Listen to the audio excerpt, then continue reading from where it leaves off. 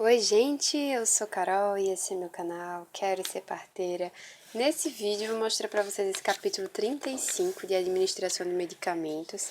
Esse daqui é o pequeno livro do Potter, de Fundamentos de Enfermagem. Essa é a 7ª edição, já tem edição mais nova, eu acredito. Comprei esse livro, eu acho que no primeiro ou segundo ano do curso, então 2011 ou 2012, então ele é um pouco antigo. Ele começa aqui falando coisas relacionadas aos Estados Unidos, como é que funciona lá a padronização de medicamentos, a regulação e tudo mais.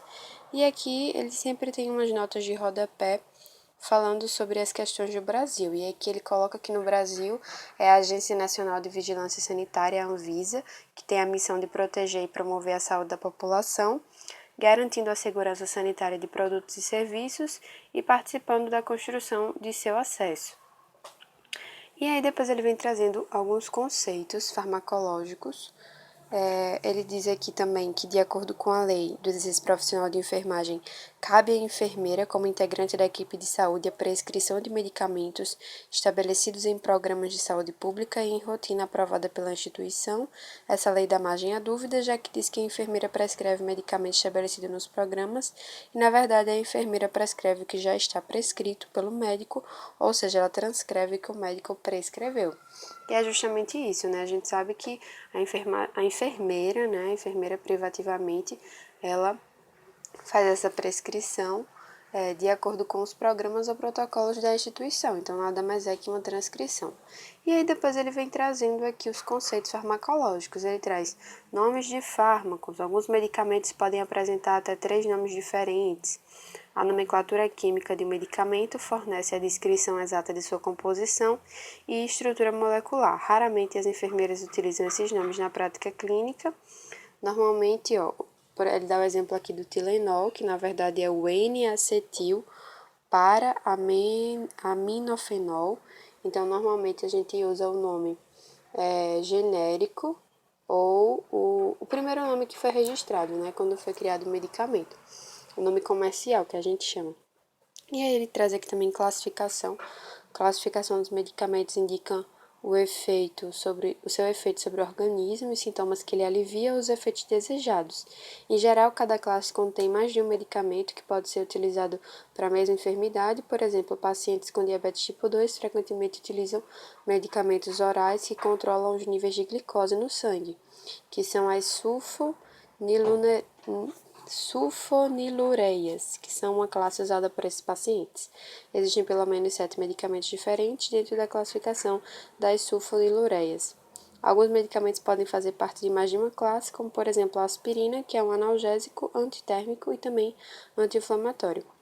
Depois ele traz o conceito de formas de medicamentos, e aí os medicamentos eles estão disponíveis em diferentes formas. Por exemplo, comprimido, cápsula, elixir e supositório. Depois ele traz a questão da farmacocinética, que é a farmacocinética que estuda como os medicamentos entram no corpo, atingem seus locais de ação e são metabolizados e excretados. Aqui ele traz essa imagem com algumas formas de medicamentos orais. Tem comprimido, cápsula, comprimido sucado, líquido revestido por gelatina, cápsula de liberação prolongada e comprimido entérico revestido.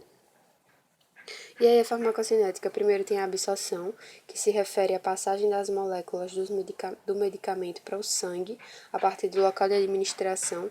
Os fatores que influenciam na absorção incluem a via de administração do medicamento, a sua capacidade de dissolução, o fluxo sanguíneo no local de administração, a área de superfície corporal e a solubilidade em lipídios. E aí as vias de administração, cada via possui uma velocidade diferente de absorção.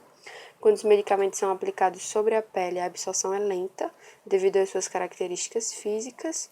Quando são aplicados sobre mucosas e vias respiratórias, são rapidamente absorvidos, uma vez que esses tecidos são bastante vascularizados.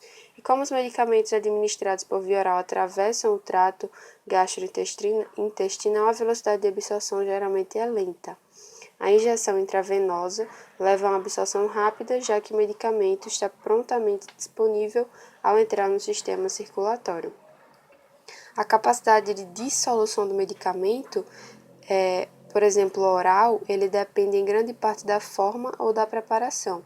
As soluções de suspensões em estado líquido são absorvidas com maior facilidade do que os comprimidos ou cápsulas. Os medicamentos ácidos atravessam rapidamente a mucosa gástrica, mas os básicos não são absorvidos até alcançar o intestino delgado. O fluxo sanguíneo na área de administração, né? Esses aqui são os fatores que vão influenciar na absorção, que é a primeira fase da farmacocinética.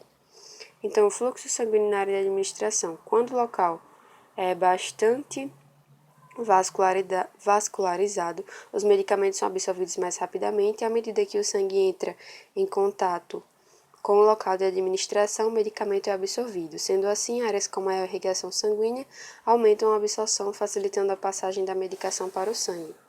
A área de superfície corporal, então, quando o medicamento entra em contato com uma superfície de grande área, ele é absorvido a uma alta taxa. Isso explica porque a maioria dos medicamentos é absorvido no intestino delgado em vez do estômago, né? A gente sabe que o intestino delgado ele é bem grande em extensão, tem uma superfície corporal bem maior do que a do estômago.